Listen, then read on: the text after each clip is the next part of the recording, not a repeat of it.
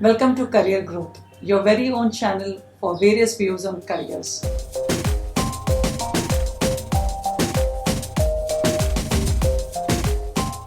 And today's topic is state boards. Well, state board is not a new topic because in every state of India there's a state board. And I'm sure parents have heard about it, students are undergoing it. State board, yes, a different curriculum, something which is offered in entire India, and each state board is regulated by its own state government.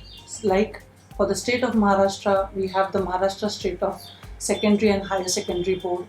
We have the UP board as well as the Andhra Pradesh Board of Intermediate Education. So you see, every state has its own regulatory body, and you'll be surprised to know that UP board is the oldest board in India. So how is it different, or what are the features of state board is what I'm going to talk about. The academic year generally starts from June and ends in April for most of the states in India. And yes, when we start the schooling in the state board, we have certain definite criterions. In the sense, the first 3 academic years in state boards, which we call the pre-primary section, consist of nursery, junior KG, senior KG, followed by the primary section, which goes from 1st to class 5th. 6 to 10 standard is called the secondary, and yes, 11-12 forms the higher secondary. That's how in various states it could be the SSC, the HSC, the PUC, depending upon which board you are getting into. Since it's the state board, the medium of instruction also differs from state to state, or in a state there could be so many other languages. It could be in English, Hindi, Marathi, Urdu, Telugu, Malayalam, Gujarati, Bangla, Punjabi also.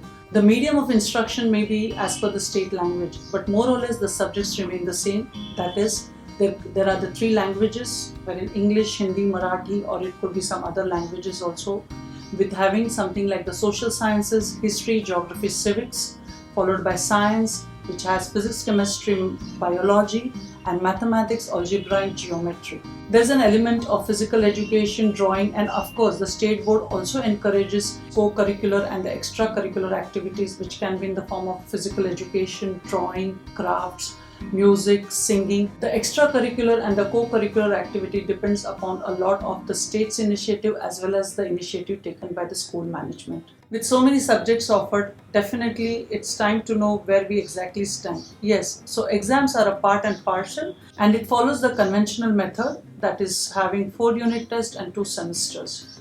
A very paper pencil oriented subjects, and wherein scoring marks becomes very important. Each subject could be around 100 marks, and one needs to score around 105 overall in the entire academic year for each subject. One can say state board is very economical and socially inclusive, covers a large number of students, wherein it could be in a few lakhs, and a number of institutions wherein it could be covering up to thousands in each board. Hope you consider the above points while selecting the school, especially the state board. All the best, keep watching. Thank you.